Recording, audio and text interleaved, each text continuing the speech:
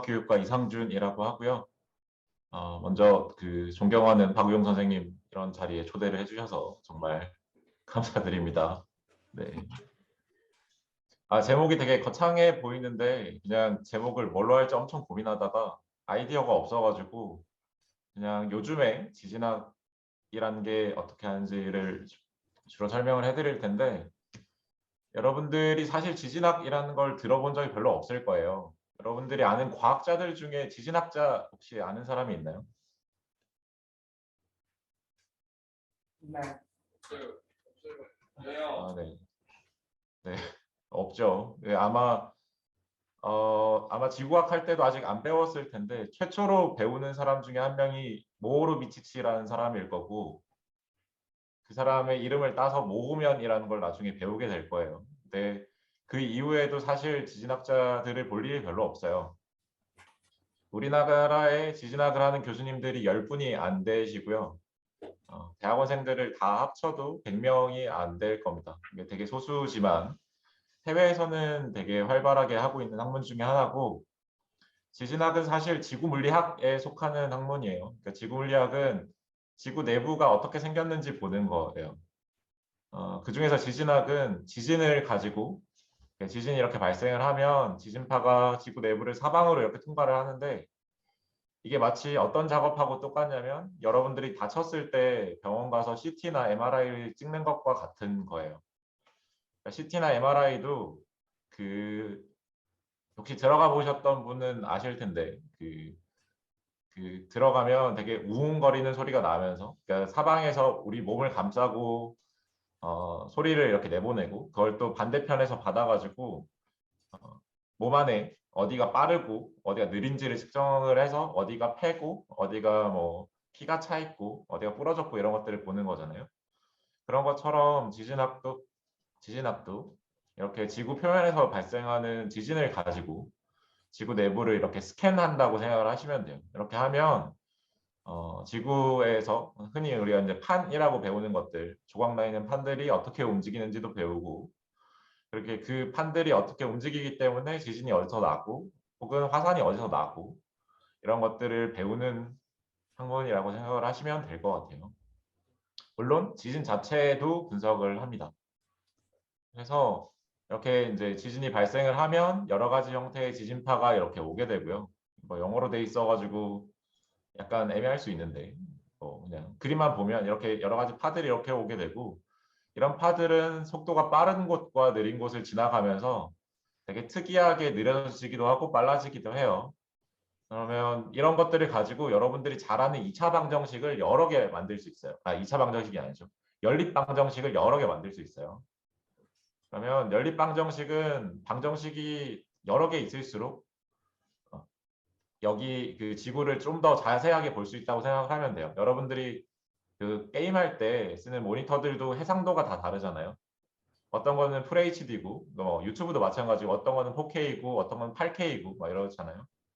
그런 것들처럼 지구 내부도 훨씬 더 자세하게 보면 볼수록 연구를 하기 훨씬 더 편하기 때문에 지진이 많이 발생을 하면 이 많은 지진들을 분석을 하고 또 많이 지진계를 깔아서 분석을 하는 학문입니다. 그래서 이런 지구물리학은 크게 두 가지로 나눌 수 있는데 하나는 밖에서 하는 작업들이고요. 하나는 안에서 하는 작업들입니다. 여러분들이 흔히 생각하는 과학자가 어떤 일을 하는 사람들인지 저는 잘 모르겠어요. 그러니까 제가 어릴 때는 항상 과학자들은 그냥 수식을 풀고 책을 읽고 하는 사람들이라고 배웠었어요. 근데 최근의 과학자들은 대부분 이렇게 앉아서 컴퓨터를 하는 사람들입니다. 이거는 그러니까 사실 여러분들이 게임하는 것과 거의 다르지 않아요. 과학자들이 하는 일들은. 게임에서도 이제 퀘스트를 깨기도 하고 이제 사람들하고 이제 싸우기도 하고 이러면서 이제 뭔가 목적을 달성을 하잖아요. 이제 과학자들이 하는 일도 그런 것과 다르지 않습니다. 그러니까 우리가 이제 좀 다른 거는 게임에서는 누군가 준 퀘스트를 깬다고 하면 과학자들은 스스로 퀘스트를 만들어낸다고 생각을 하시면 돼요. 그렇게 스스로 퀘스트를 만들어내고 그걸 어떻게 해결할 수 있을지 방법도 만들어내고 그래서 그 방법에 맞춰가지고 밖으로 나가서 자료를 이제 획득을 하는 거죠. 특히 지진학 같은 경우에는 밖에 나가서 하는 활동하고 내부에서 앉아서 하는 활동을 거의 반반 정도 이렇게 병행할 수 있는 활동 중에 하나고 이게 여러분들은 와닿지 않겠지만 상당히 매력적인 부분이에요. 왜냐하면 사실 이제 앉아서 그러니까 물론 이제 게임은 맨날 할 수 있겠죠. 맨날 앉아서 할 수 있겠지만 이 공부라는 게 맨날 앉아서 여기 컴퓨터만 두드리고 있으면 되게 지루하고 재미가 없어요. 근데 밖에 나가서 지진계를 설치를 하기도 하고 자료를 보기도 하면서 사실 이제 그 지진학은 지진계를 설치를 할 때 완전 야외로 나가게 되거든요. 근데 그 야외들이 비단 우리나라에서 예를 들어서 경주나 이런 곳들도 있지만 남극에 가기도 하고요. 사람이 갔던 곳을 생각을 하면 달에 가기도 합니다. 그렇게 이제 여러 군데 가면서 주변에서 이제 새로운 정보들도 접할 수 있고 뭐 이런 활동들을 병행할 수 있죠. 그래서 흔히 요즘에 말하는 그 빅데이터를 많이 활용을 하는 학문 중에 하나입니다.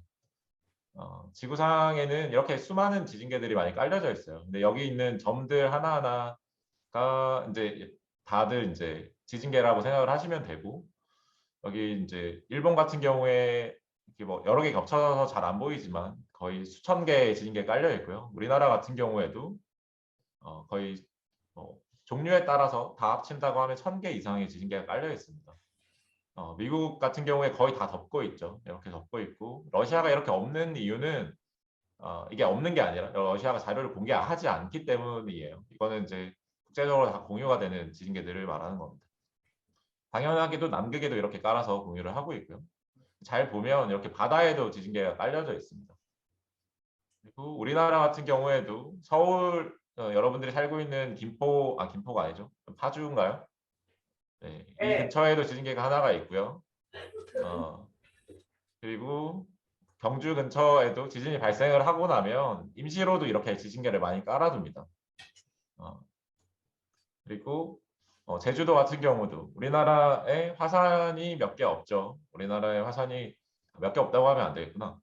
네, 여러 개 있는데 제주도도 있고 울릉도도 있죠. 그런 곳들에도 좀 특이한 곳들에도 이렇게 지진계를 깔아두면 자료를 획득할 수 있고 제주도 아까 지진계를 깔아서 연구를 하면 그 지구 내부 구조를 알 수 있다고 했잖아요. 그러니까 이것도 화산도 마찬가지입니다. 그러니까 화산에도 지진계를 깔아서 이 주변을 관찰을 하면 실제로 제주도 밑에 마그마 방이 실제로 있는지 없는지 이런 것들도 확인할 수 있고요. 울릉도도 마찬가지. 울릉도 같은 경우가 우리나라에서 볼 수 있는 가장 뜨거운 화산 중에 하나인데 실제로 거기서 이제 분출 가능성이 있는지 없는지를 확인을 할 수도 있습니다. 뭐 그리고 더 좁게 들어가면 이렇게 여기는 이제 서울의 강남이거든요. 강남 지역에서 임시로 이렇게 지진계를 깔아서 강남 지역에 어디가 더 안전한지 이런 것들을 판단을 할 수도 있고요.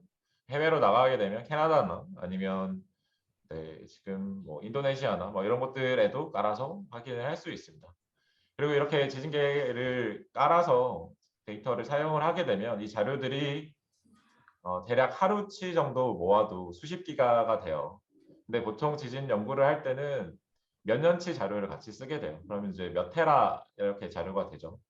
네, 그런 것들은 여러분들이 일반적으로 게임할 때 사용하는 컴퓨터들로는 이제 해결을 할 수가 없기 때문에 흔히 그냥 단순하게 말해서 슈퍼컴퓨터라고 불리는 그런 컴퓨터들을 많이 사용을 합니다.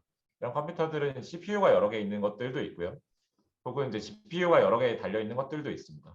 이런 것들을 가지고 동시에 연산을 하게 되면 훨씬 더 빠른 속도로 할 수 있고 대략 여러분들이 사용하는 컴퓨터의 최소 1000배에서 더 좋은 컴퓨터들은 수만 배 이상의 성능을 내게 되기 때문에 몇 테라 정도의 자료를 사용하더라도 금방 계산을 할 수 있죠. 결국 이런 자료 처리를 하기 위해서 기본적으로 사용되는 게 지진계인데 지진계 설치하는 것들은 여러분들 영상에서 보셨을 거예요. 근데 그런 지진계는 당연하게도 네, 중국에서 제일 먼저 만들어졌어요. 모든 것들 대부분 과학은 예, 최신 과학들은 서양에서 많이 만들어졌지만 과거의 과학들은 사실 이집트나 중국에서 먼저 시작되는 게 당연한 거죠. 그 최초의 지진계는 이런 식으로 생겼는데 구조가 어떻게 되어 있냐면 가운데 이렇게 추가 있고 이건 여러분들이 나중에 활동으로 쉽게 만들어 볼 수 있는 것들 중에 하나예요. 여기 그 힌지들을 이렇게 엮어가지고 진동이 있지 않으면 여기 이제 용 모양의 머리가 구슬을 물고 있다가 이게 흔들리면 안에 추가 흔들리면서 이 힌지가 열려서 입이 열리게 되면 구슬이 떨어져서 밑에 있는 두꺼비한테 떨어지는 구조로 되어 있는 거죠. 그러니까 만약에 진동이 이렇게 이 좌우로 움직이게 되면 이 앞쪽에 있는 이런 친구들이나 뒤쪽에 있는 용에서는 떨어지지 않을 거고 이 좌우에 있는 친구들에서만 떨어질 거예요. 그러니까 이 지진계는 지진이 오는 방향을 대략적으로 수정을 할 수 있는 거죠. 근데 여기에는 시계가 안 달려 있잖아요. 과거에는 시계가 없었기 때문에 지진이 발생한 시간은 알 수가 없어요. 그러니까 우리가 자는 동안에 지진이 발생했다고 가정을 하면 지진이 발생한 시간을 알 수 없지만 대략 지진이 발생한 방향 정도만 추정을 할 수 있는 거죠.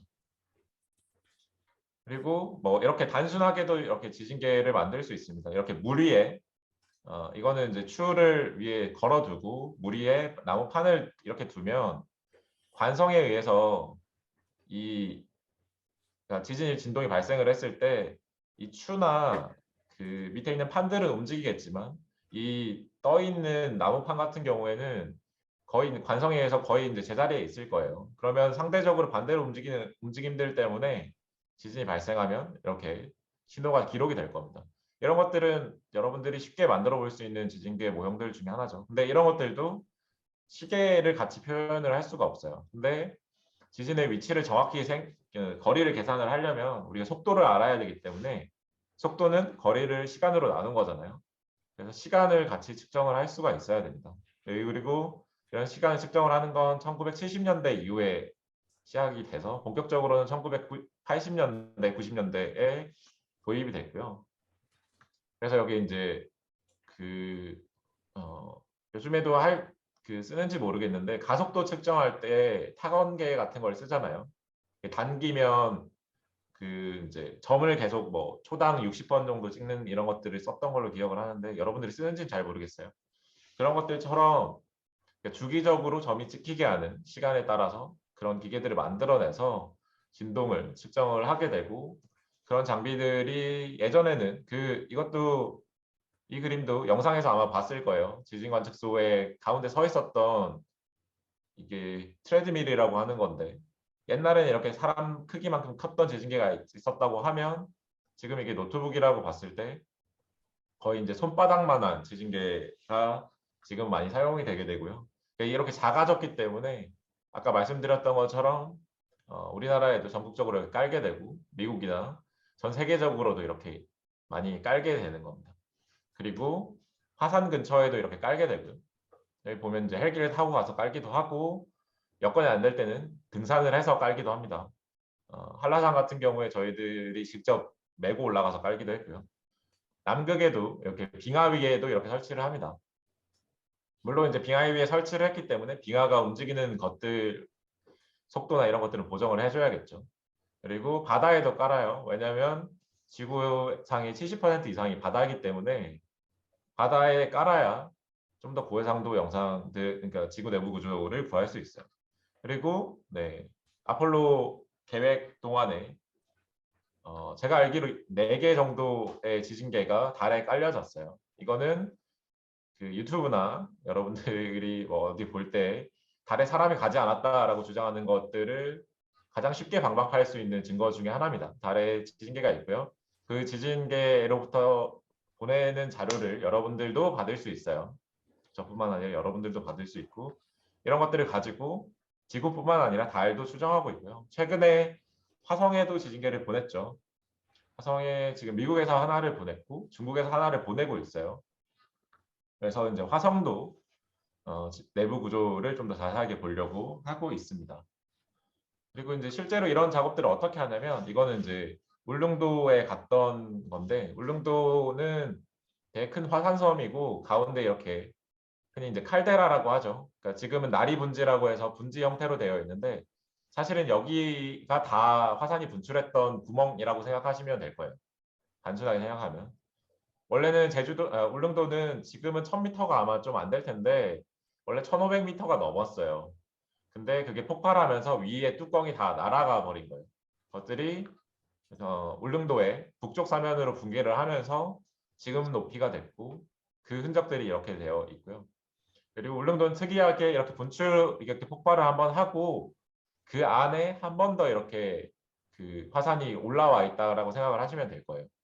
여기를 이제 알봉이라고 하는데, 그러니까 울릉도에서 가장 최근에 화산 활동이 일어났던 데고, 여기 가서 이제 보면 거의 우리나라 같지 않게 되게 약간 그러니까 막 사진만 잘못 보면 그러니까 해외인 것처럼 이렇게 보이지만 우리나라에도 이런 곳들이 있습니다.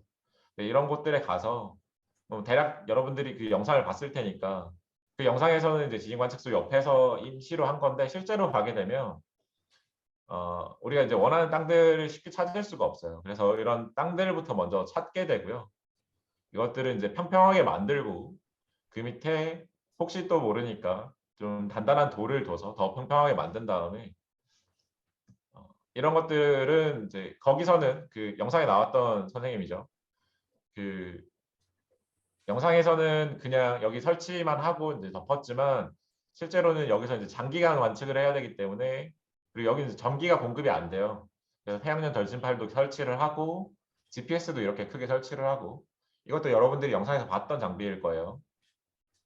설치를 하고 그리고 네 이렇게 그 수평을 맞춘 다음에 이것들을 이제 땅에 정상적으로 이제 매설을 하고 자료가 들어오는 것들을 일단 확인을 하는 거죠. 그러니까 이거는 지진 신호는 아니고 옆에서 임시로 이제 충격을 줘서 충격을 준 신호가 얼마나 잘 들어오는지를 확인을 하고 그런 것들을 이렇게 설치를 하게 되면 독립적으로 관측을 할 수 있는 거죠. 네.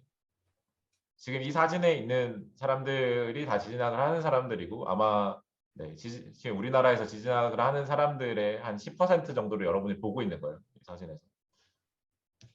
그리고 이런 작업들은 이제 제주도에서도 많이 하게 되고요. 제주도에서도 많이 했었고 제주도도 마찬가지로 이렇게 설치를 하기도 하고 이미 설치된 관측망들에 설치를 해서 제주도를 이제 보게 되면 울릉도도 마찬가지, 울릉도나 뭐 저런 지역도 마찬가지지만 우리가 교과서에서 아마 제주도를 사화산이라고 배우나요, 선생님? 제주도는 안 배우니까 아직. 안 배우나요? 네. 네, 보통 옛날 교과서에는 울릉도나 제주도를 사화산이라고 배웠어요. 그러니까 죽은 화산이라고 배웠는데 실제로 제주도 하부를 연구를 해보면 제주도 하부에서 그러니까 흔히 우리가 멘틀이라고 불리는 데서 마그마들이 올라오는 것처럼 이렇게 보이는 것들을 확인을 할 수가 있고요. 그리고 이것들이 생각보다 얕은데도 이렇게 놓여져 있는 것들을 볼 수 있습니다. 그리고 실제로 제주도는 약 1000년 전에도 분출을 한 적이 있고요. 물론 이제 용암이 끌어 넘친 건 아니지만 가스가 분출을 한 적이 있고 그런 것들은 이제 울릉도도 마찬가지입니다. 울릉도는 지금도 가스가 올라오고 있고요.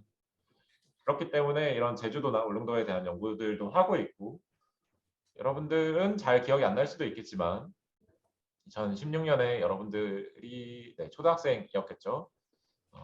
때 경주 지진이나 포항 지진이 났을 때도 지진계를 설치를 하고 지진이 나고 나서 왜 지진계를 설치를 하냐라고 물어볼 수 있는데 지진이 나고 나면 그 지진 난 단층에서 계속 여진이라고 하는 작은 지진들이 발생을 해요. 근데 이 단층이 보통 15km에서 10km, 20km 정도 깊이에 있어요.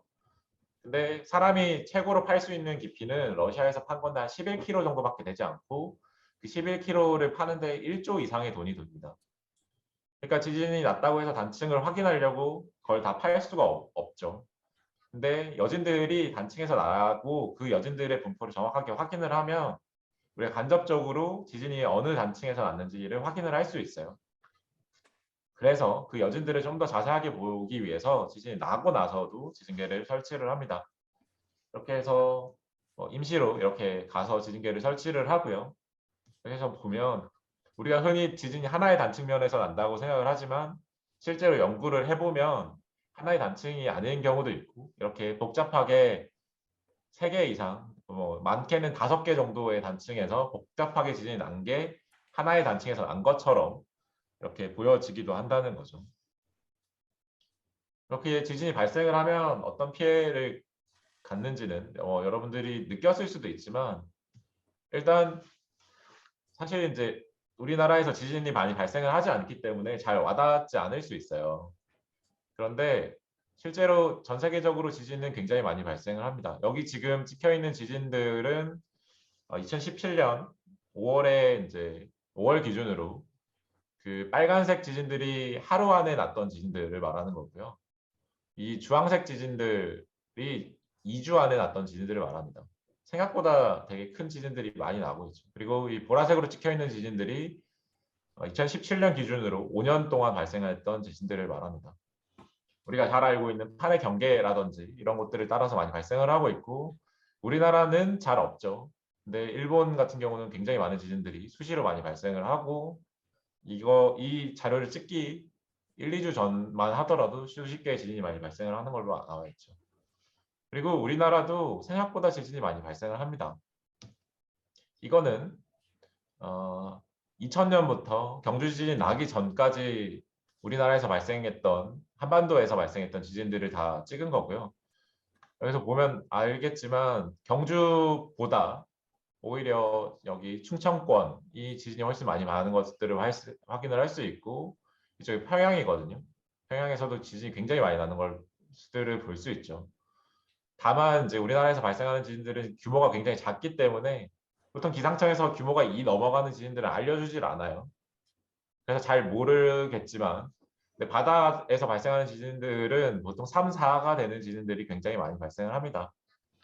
그렇기 때문에 우리나라에서도 지진에 좀 더 관심을 가지고 있고 최근에 이제 제주도에서도 지진이 났었죠. 그래서 여러분들 휴대폰도 아마 올렸을 거예요. 최초에 이제 5.3 정도 되는 지진이 발생했다고 했지만 정정을 해서 4.9인 지진이 발생을 했었고 이런 지진들을 이제 빨리 분석을 해서 여러분들한테 전달된 것처럼 최대한 신속하게 전달하려고 노력을 많이 하고 있어요. 이런 지진이 발생을 하면 최초에는 이제 그 규모라는 걸 측정을 해요. 규모는 지진이 방출한 총 에너지이기 때문에 변하지 않는 값입니다. 우리가 서울에서 측정을 하든 여기 청주에서 측정을 하든 변하지 않는 값들이고 결국에는 총 방출하는 에너지가 많을수록 당연히 피해도 크겠죠. 물론 거리가 멀어지면 이 에너지는 좀씩 줄어들 거예요. 그렇기 때문에 이 거리가 멀어지면서 측정되는 실제로 느끼는 피해는 진도라고 합니다. 이런 것들은 이제 어떻게 측정을 하냐면 그러니까 여기 이제 어려운 말로 적혀져 있는데 지진계의 지록이 되면 그것들을 분석을 해서 지도를 만드는 거예요. 예를 들어서 여기 안동 관측소가 있다고 하면 여기는 경주 지진에 의해서 발생한 지진파인데 처음으로 들어오는 지진파가 뭐겠어요? 이게 이런 거 안 배웠나요? 처음으로 도달하는 지진파를 피파라고 해요. 프라이머리 웨이브라고 해서 처음으로 들어왔기 때문에 프라이머리 웨이브라고 해서 피파라고 하고 두 번째로 들어오는 친구들을 에스파라고 해요. 세컨더리 웨이브라고 해서 이 피파와 에스파의 시간 차이를 알면 대략 거리를 구할 수 있는데 어쨌든 우리한테 직접적으로 피해를 주는 건 보통 이런 피파가 아니라 에스파나 그 다음에 오는 표면파들이에요. 지금 이 진폭이 뭘 의미하냐면 가속도를 의미를 하는 거예요. 가속도가 뭐냐면 1초에 얘는 이제 40cm거든요. 1초당 40cm 정도로 진동을 했다는 겁니다. 이게 잘 안 와닿을 수 있는데 이게 가장 가까이 있는 USN이라는 관측소에서 측정된 파거든요. 이 파를 보면 이거는 400cm예요. 400cm면 4m고요. 4m per sec 제곱이기 때문에 여러분이 알고 있는 중력 가속도가 9.8m per sec 제곱이거든요.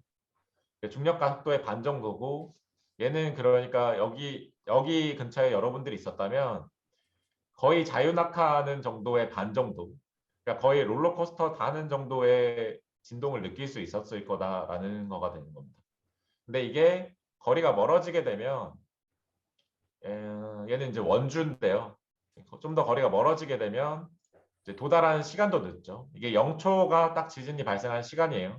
근데 훨씬 더 이제 멀리서 관측이 되게 되고 P파와 S파가 도달한 시간 차이도 좀 나게 되죠. 그리고 최대 진폭도 여기는 이제 10cm 정도니까 한 40분의 1 정도로 줄어들게 되죠. 그러니까 이런 식으로 이제 진동이 발생하는 것들을 측정을 해서 이런 지도들에 이제 일일이 다 표시를 하게 되면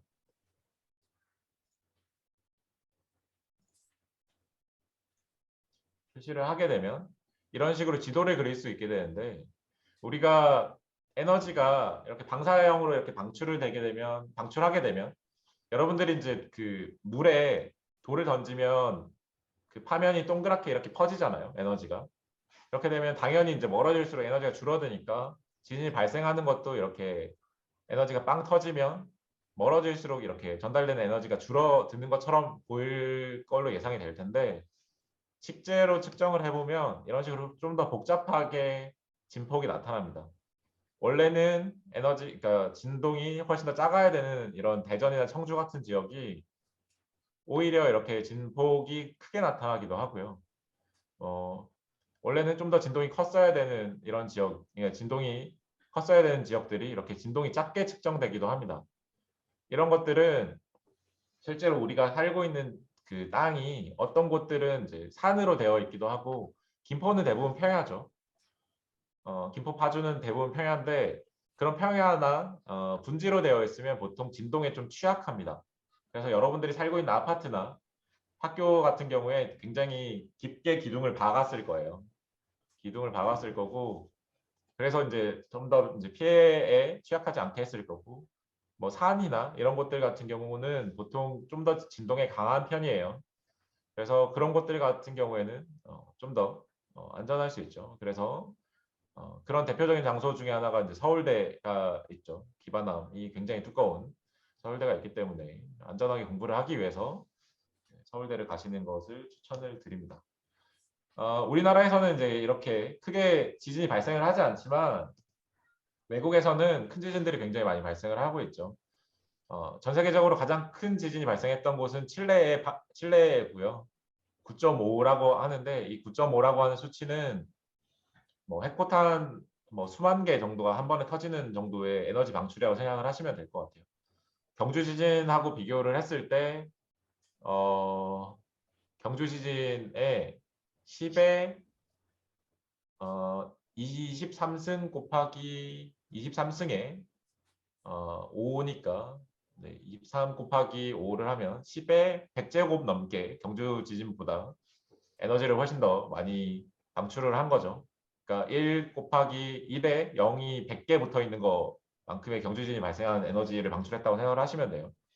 근데 이런 큰 지진이 항상 사람을 많이 죽게 만드는 건 아니에요. 아까 말했던 것처럼 큰 지진이 발생을 하더라도 사람이 살고 있는 곳 근처에서 발생을 하지 않거나 아니면 상대적으로 이제 그 지진 신호가 많이 이제 감소해야 하는 곳에, 그러니까 줄어드는 곳에 지진이 발생을 하면 피해가 발생하지 않겠지만 지진 피해가 취약한 곳에 지진이 많이 발생을 하면 사람들이 많이 죽기도 해요.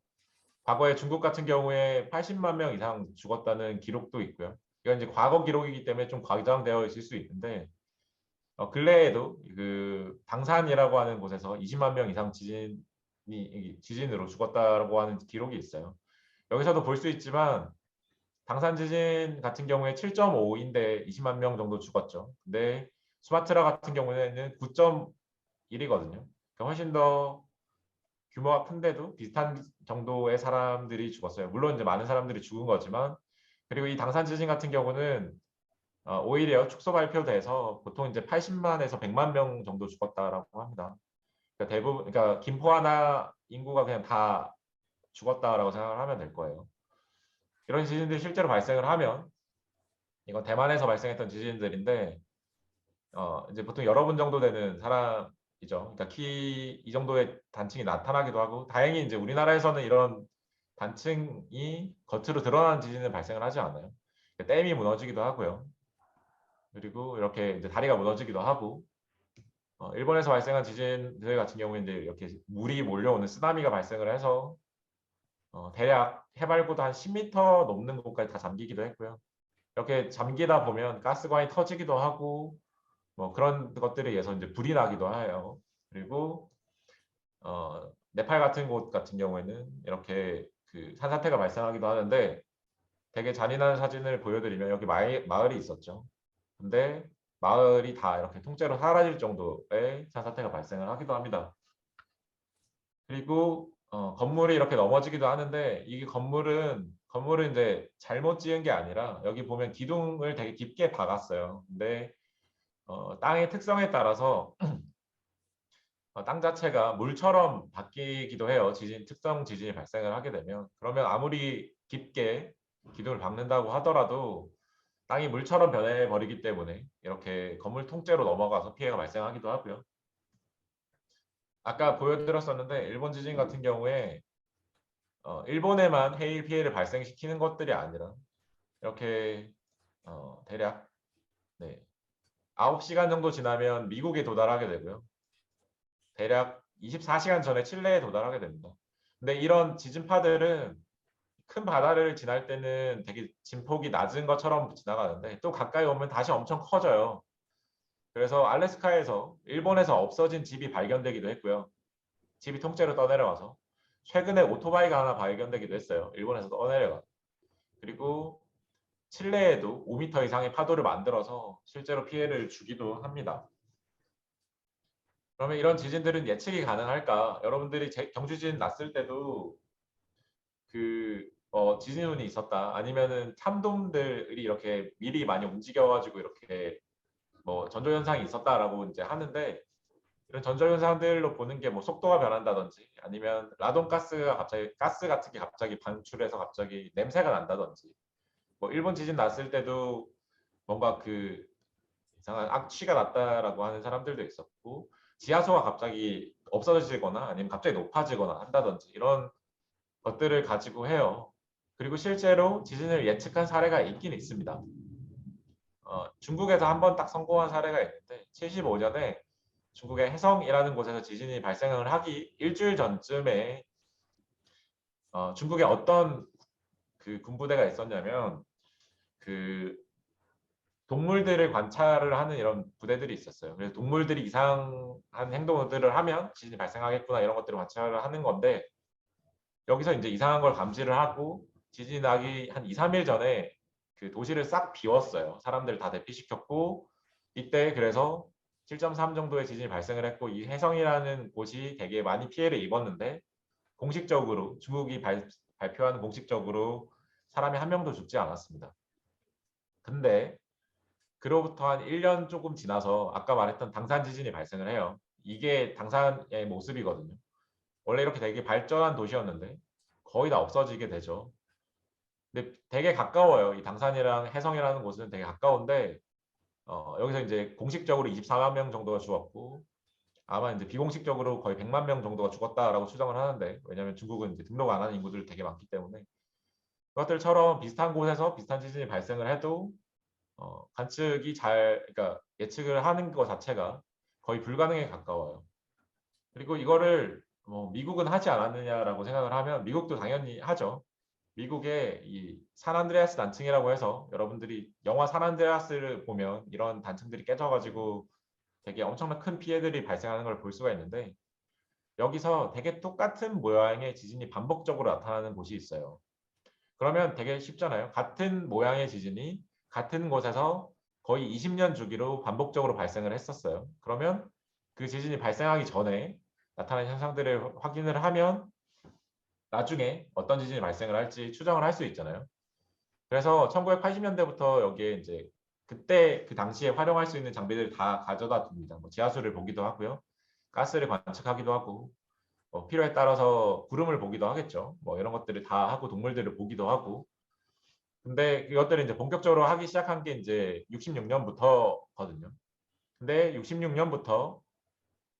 66년에 이제 장비를 어느 정도 갖추고 이제 본격적으로 하자 하는 순간부터 지진이 안 나요. 그러다가 2001년 직전에 지진 이 사업을 철수를 합니다.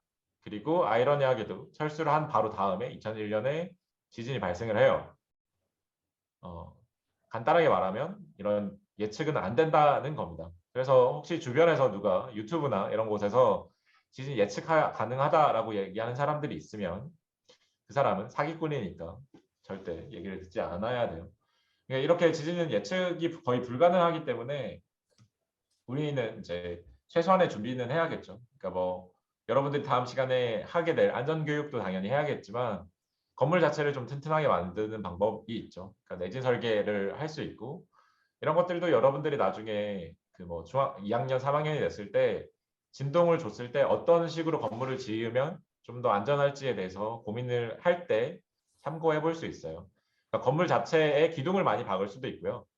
그리고 건물을 이렇게 땅에서 분리시킬 수 있어요. 그러니까 관성을 이용해서 건물 자체는 흔들리지 않게 하고 땅만 흔들리게 이렇게 지을 수도 있고요.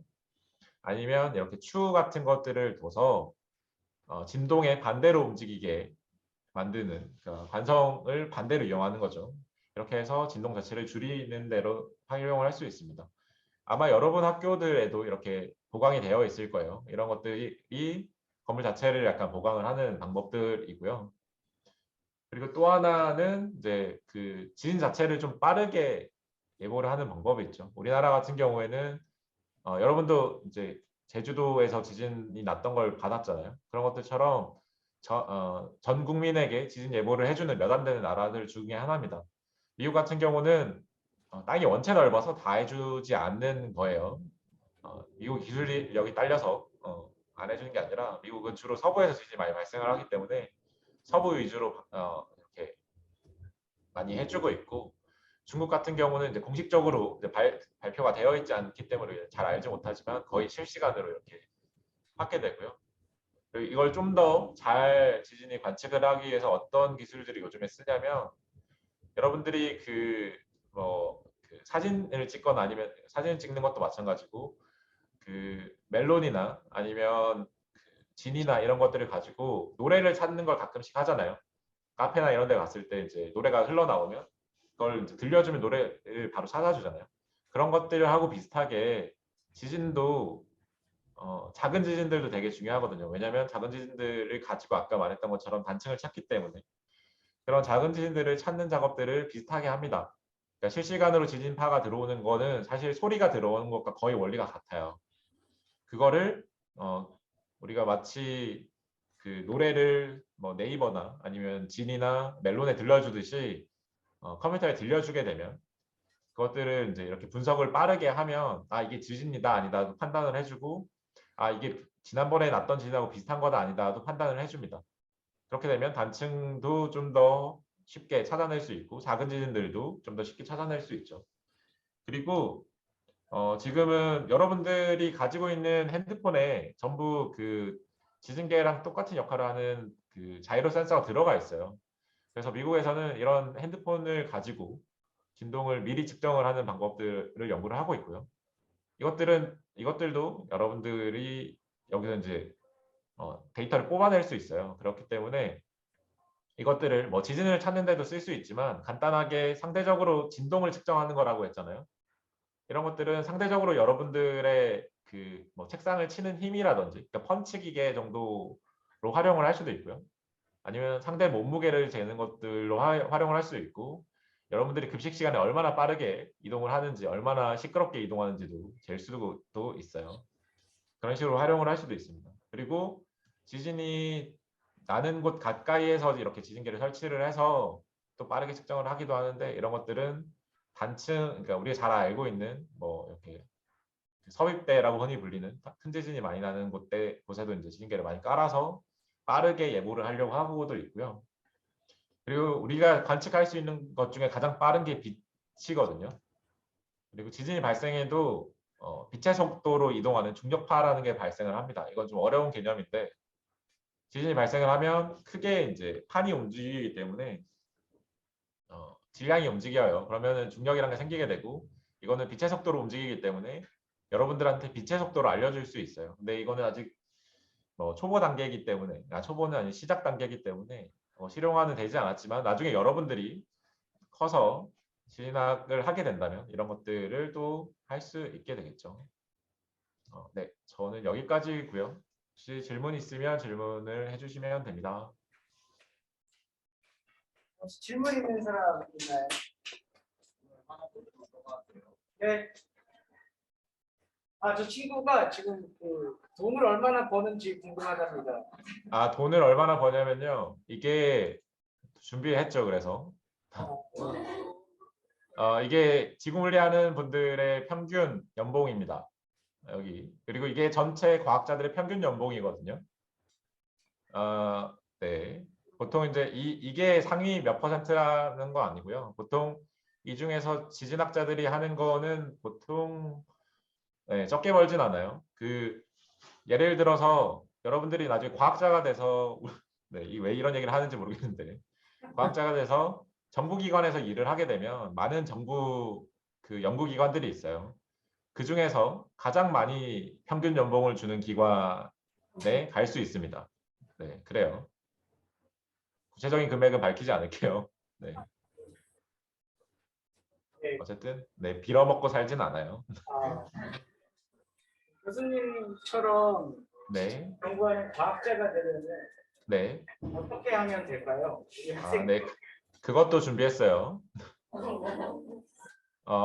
여러분들이 이제 갈 수 있는 과들이 여기 이렇게 있죠. 지구환경과학부나 아니면 지구환경과학과. 그러니까 지구환경과학부는 서울대에 있고요. 지구환경과학과는 연세대에 있고요. 지구시스템과학과나 지구환경과학과는 고려대도 있습니다. 그리고 시스템과학부 이런 것들이 연세대에 있고요. 뭐 이런 것들이 있고 지구과학 교육과도 있어요. 교원대도 저는 교원대를 나오고 네, 간 케이스고요. 그리고 지구물리를 하려고 하면 이제 수학이나 물리를 먼저 해도 됩니다. 대신 대학원에 가게 되면 이제 여러분들이 이제 밈으로 많이 하잖아요. 대학원은 이제 무슨 죄를 지어야 가는 것처럼 하지만 실제로는 재밌어서 가는 거예요. 네. 여러분 선생님도 대학원 다니고 계세요. 재밌어서 다니고 계신 거예요. 그렇죠? 네. 네. 네. 거기 가게 되면 이제 또 지올로지나 아니면은 이제 보통은 이제 대학원 가게 되면 지진학이나 지오픽스를 하게 됩니다. 그리고 하게 되면 여기서 끝나는 게 아니라 박사학위를 따고 그 이후에 연수라고 해서 한 1, 2년 정도 다른 데 가서 좀 더 연수를 해요. 그렇게 되면 이제 이런 학과들을 가게 되고요. 이거는 이제 서울대에 있는 학과들인데 이런 학과들을 통해서 대학원을 가게 되면 나중에 이제 교수가 될 수도 있고 아니면 여기 이제 빨간색으로 표시되어 있는 이런 기관들에서 일을 할 수도 있습니다. 이것들은 다 국책 연구기관인들이고요. 대부분 대전에 있고 이제 뭐 지질자원연구원이 보통 이제 제일 많이 가는 곳들이고요. 이제 안전하고 관련이 있기 때문에 원자력 연구원이라든지 한국 수력 원자력 이런 곳에서도 가기도 하고 그렇죠. 어쨌든 네, 약간 네, 일단 도비가 되셨다가 탈출을 하시면 네, 이렇게 돈을 많이 벌 수 있어요.